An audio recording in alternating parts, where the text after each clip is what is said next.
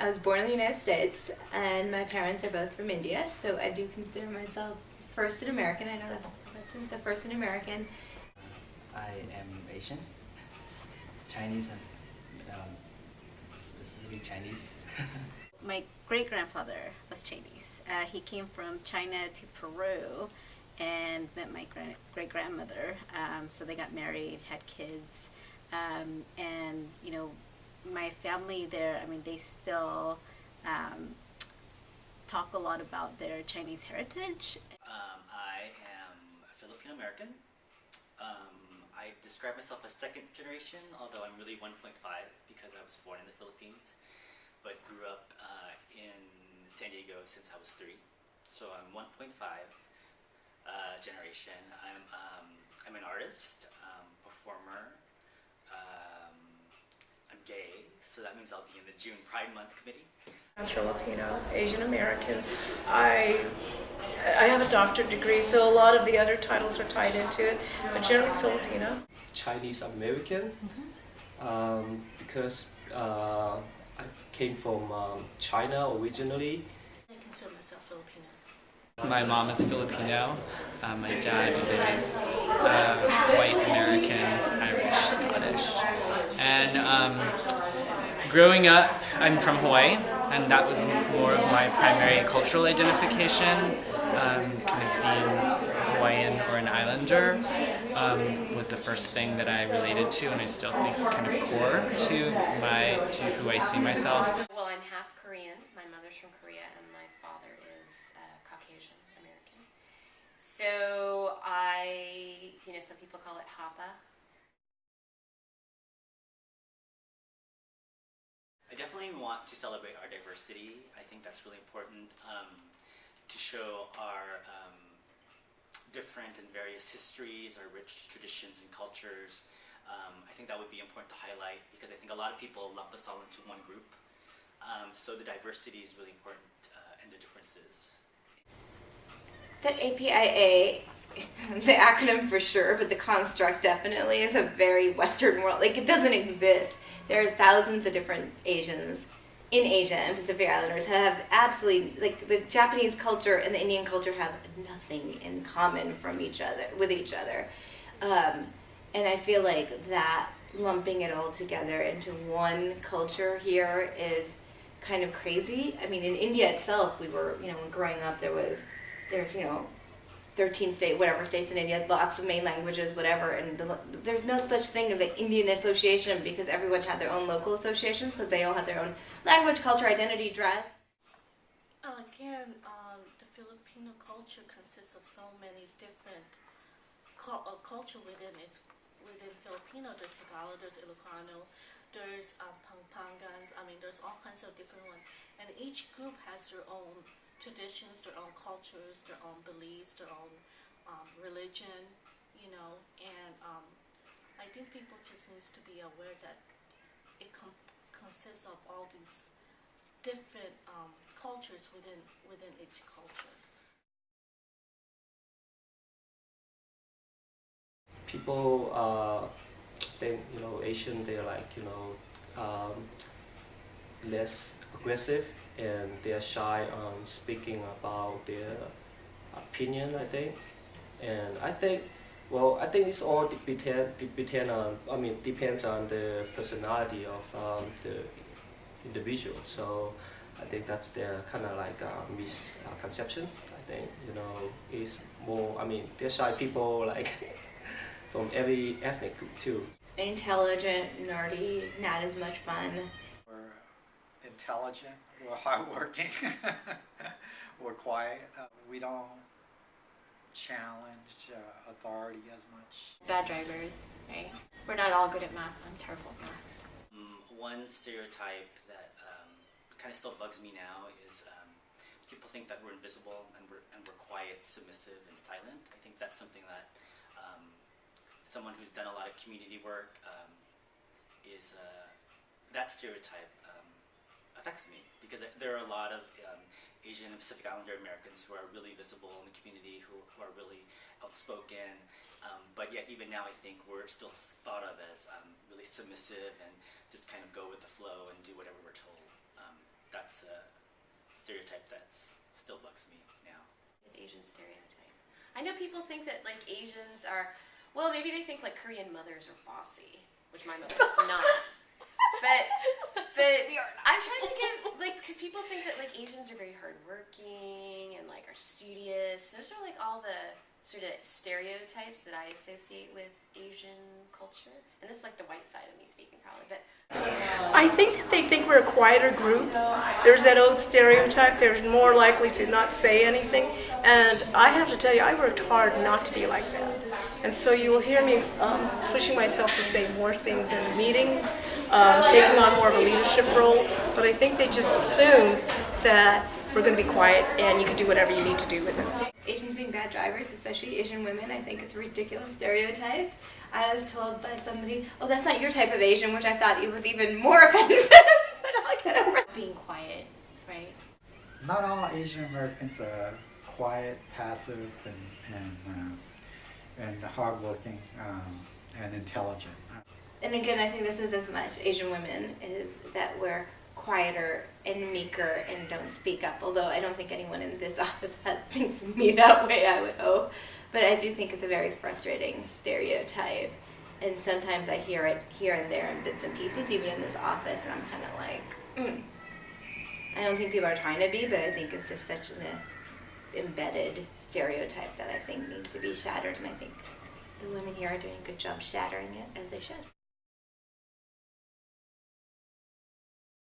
When I was young, I guess because I was not your typical Asian Americans, you know, I didn't know where I fell in. I wasn't being seen as an Asian by my own Asian community because I wasn't typical. And then I wasn't seen and accepted in the white community either. So I was kind of lost and didn't have an identity. And I was angry. I was very angry, didn't know how to deal with the white community nor my own community. When they go back to their native country, so for me, instance, Korea, they see me as a foreigner. Or they're like, yeah, you're definitely not from here. So you get that too. So it's like, yeah, on the flip side, here you're considered Asian, Asian American, or Korean. But there you're considered a foreigner, like an American or someone who's not necessarily Korean because one, you can't speak the language very well. Two, you don't know a lot of the culture and the background. So in some ways, yeah, you feel like you don't really belong anywhere in a way. I think when I was growing up, I kind of struggled with that for a long time, kind of wondering what my identity was, and I was angry a lot because I didn't feel like I fit in anywhere, you know. So I think now though, as I grown older, so old, that I'm kind of learning to embrace the flux, like embrace the changes, not only in my life, but in how I perceive things and how I identify myself. And I also think it depends on where I am. You know, my identity changes where I am, I guess. When I'm in the Philippines, for example, I'm definitely American. You know, they see me as American. They don't see me as Filipino. They don't even see me as Filipino. They think I'm Chinese or think I'm Taiwanese. You know. So there I'm very American. But when I'm in other situations, they see me first as Filipino or someone with brown skin, and so it's definitely it's in context, I think. If I meet a fellow Korean, I'd be like, dude, I'm Korean. And if I think on like forms, I would say that I'm Asian American. I would insist on American. And I think that tension is really because until the day that people stop asking me like, where are you from? Or like, no, where are you really from? Then I don't think I would have to insist on, being perceived. Like I wouldn't feel like I would have to insist on being American. I could casually say I'm Korean without having them question my, I guess, Americanness. I am proud to be, I'm proud that my parents are Korean. I'm proud to, come from the Han people, right? But I think until I get accepted for being American and not being questioned, because I think you talked about earlier, blonde hair, blue eyes is a perception of being American, and so until that gets changed, I feel like I have to insist that I'm American. I'll tell you where I felt my identity solidified. When I was growing up in San Francisco, although it was a very culturally diverse community, I think the issue for me was I grew up in a very traditional Filipino family. My father worked, my mother stayed home. And I realized that my father came out of that, in the Filipino community they call it Manong. That's a man who came over here also. It really was pretty much the starting point of the Filipino community here in the United States. And I think what was interesting for me was I watched my dad for many years. And watching him, there was always a part of his life that he never shared with us. And that's kind of like when you're asking me about where the Asian American piece comes in. I think what happened to me was in high school, we never really talked about what it was like to be Asian. And, you know, my dad never really told me what it was like for him to be a Filipino man in the United States and what that was for him. So when I went to college, that's when I started taking the ethnic study classes. And for me, Anna, that's where I started solidifying who I was in the community, what my background was, because it was more like bits and pieces from what my mom had to tell me, but not necessarily what my father had to tell me.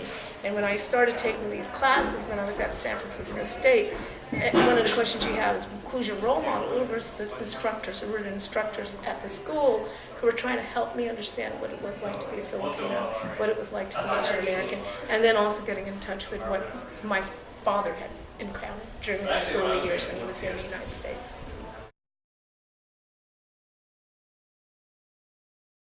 Who is your role model? Really, it would be my mom, because she really stressed on how important education is, and stress on our culture, our values, our traditions, and so try to carry that to my son, you know, and she's just been a hard worker, always, you know, think about the family first. My mom, yeah, I mean, she, you know, she's like the best woman person that I know. You know, she raised 4 kids with my dad. I don't know how she did it while working full time. You know, always encouraged us to reach for, you know, whatever we wanted, whatever goals. So supportive. She's still working. She's supposed to retire this year, but I don't know if that's going to happen because she just, you know, she has so much energy still, and she just supports everything. Like, she's been there through, you know, like, when I've gone through tough times, like the good, the bad, everything. You know, she's like my best friend. Like, I can pretty much tell her almost anything. Yeah, it's my mom. My mom. My mom was my role model. She's tough, and she's actually the choir director of my church, and she was the first person to introduce me to music and to Filipino music, and she's still the choir director today. Yeah, she's my role model because she's spunky, you know, she's opinionated, but she's really talented, and she has an awesome voice, so I'm really inspired by my mom. My mom, because she raised me. She's a strong Korean American woman. There is actually, so I think of, when I think back in like Korean history, my mom tells me this story all the time. I think it's super cool. During the Korean War, before the Japanese invasion, there was a part of Korea where women, like in the village, because all the men were down, like fighting soldiers and stuff, and so the women, to fend off the Japanese to come from the other side, held rocks, you know, like in their skirts and pushed them down so that they kept the Japanese away for like a day, which helped a great deal. And so I think about Korean women in that way, and I feel like that's where I come from. Like these really strong Korean women who are, I don't know how to describe it, just they have such tenacity and resourcefulness and, I don't know, protection for their family and their people. So I think of that, and they're my role models. Those women with the skirts and the rocks going like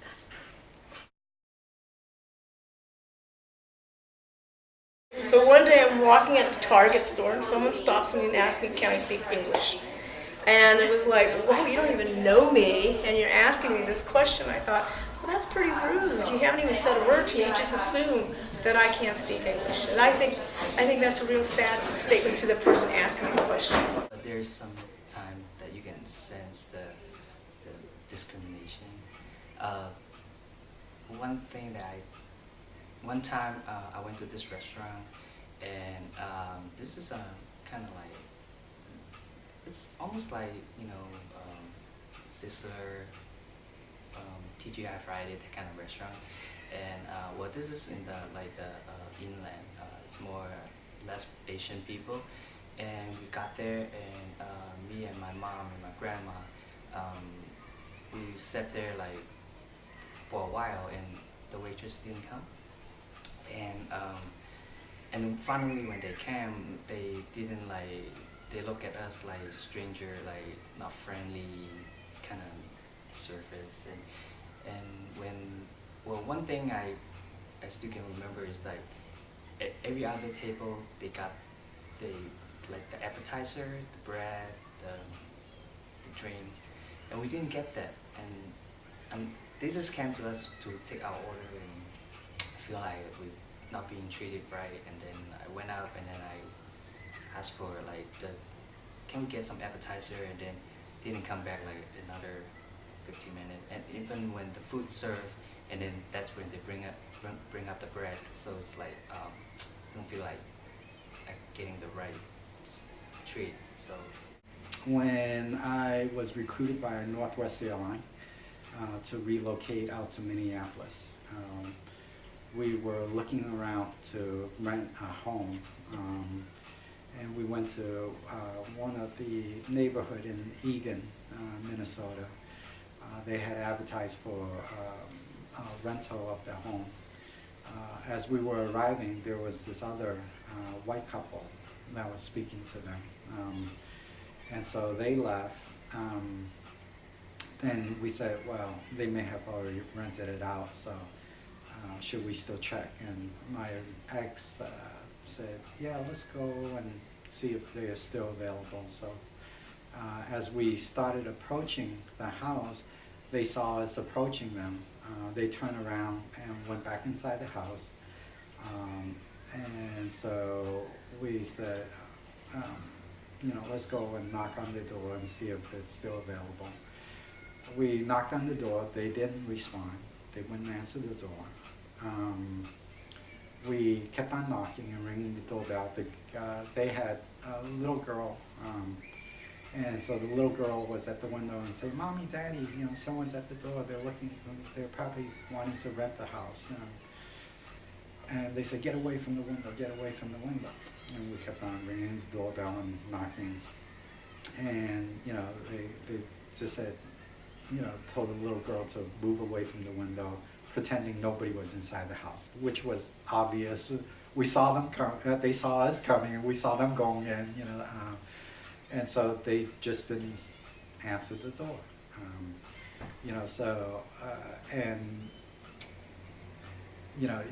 Like I said, there's no word that needs to be spoken.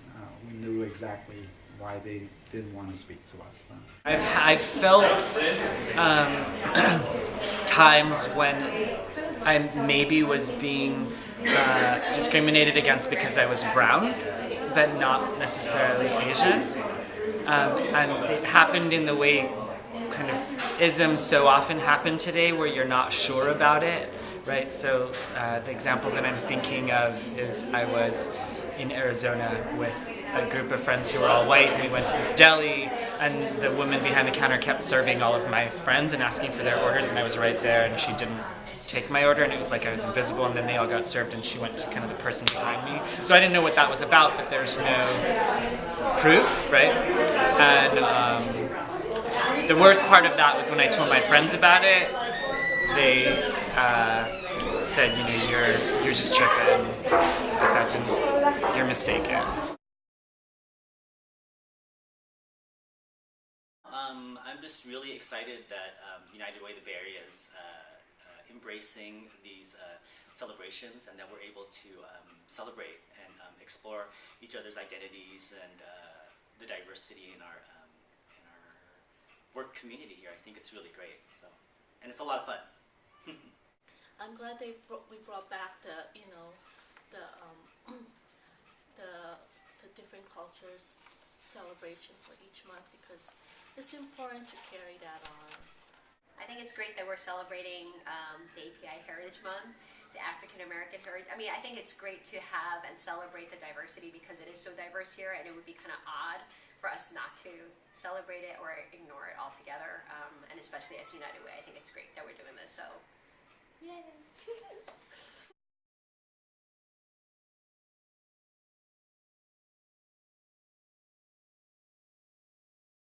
Wait, what do I look like? Do I look like you? Do I look at you? Or do I look like... Oh, you look at her. Yeah.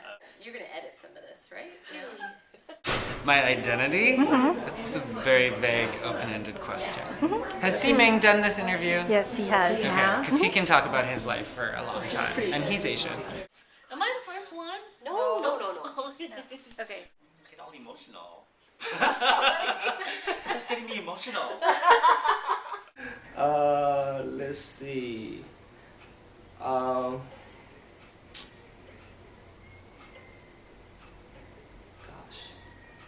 what's the question again?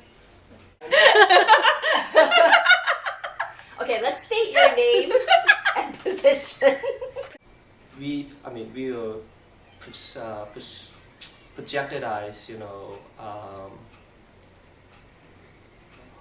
let's cut that.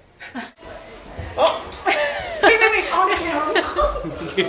Hard time.